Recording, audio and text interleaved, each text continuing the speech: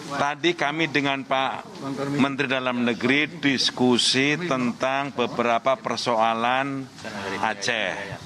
Hasil kunjungan saya sebagai Wakil Ketua MPR akhir tahun yang lalu, saya diminta oleh tokoh-tokoh Aceh untuk mengkomunikasikan dengan pemerintah pusat tentang beberapa pokok-pokok yang menjadi problem, yang dianggap masih menjadi problem, antara lain tentang 3.000 mantan kombatan GAM yang dalam perjanjian Helsinki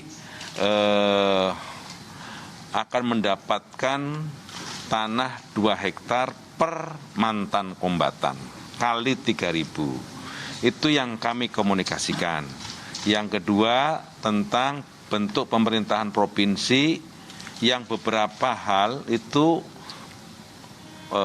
pemerintah Provinsi Aceh mendapatkan kewenangan untuk melakukan pengelolaan sendiri yang sekarang juga dianggap belum dilakukan. Yang ketiga tentang dimungkinkannya bendera Aceh yang bisa dikibarkan bersamaan di bawah bendera merah putih. Itulah hal-hal yang ditandatangani dalam perjanjian Helsinki tahun 2004 yang menjadi akhir dari konflik Aceh. Itu yang dititipkan kepada saya di akhir tahun kemarin pada saat saya berkunjung ke Aceh, dan kemudian saya mencoba mengkomunikasikan persoalan ini kepada sejumlah menteri yang terkait. Saya sudah komunikasikan dengan Menteri Pertanahan tentang 3.000 mantan kombatan GAM untuk mendapatkan tanah 2 hektar per orang, per mantan kombatan, dan itu alhamdulillah sudah dalam proses penyelesaian.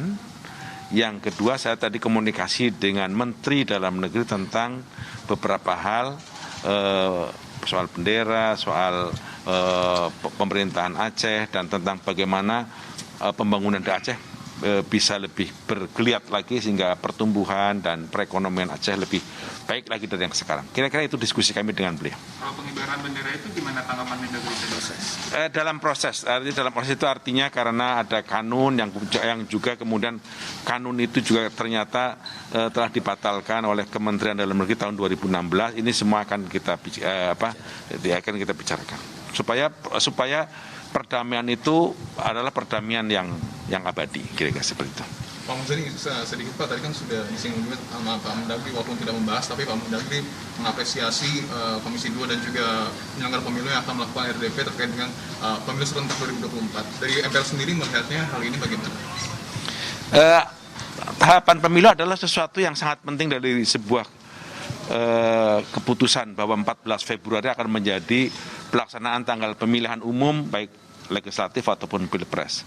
Untuk menuju itu maka proses tahapan teknis harus dipersiapkan, dan KPU setelah dilantik pada hari Selasa kemarin sekarang telah membicarakan tentang tahapan-tahapan teknis. Hari ini adalah rapat antara Menteri Dalam Negeri, KPU dan Bawaslu tentang rencana-rencana tersebut. Maka dari itu saya berkesimpulan bahwa tahapan pemilu telah dilakukan dengan bagus oleh teman-teman KPU dan Kementerian Dalam Negeri.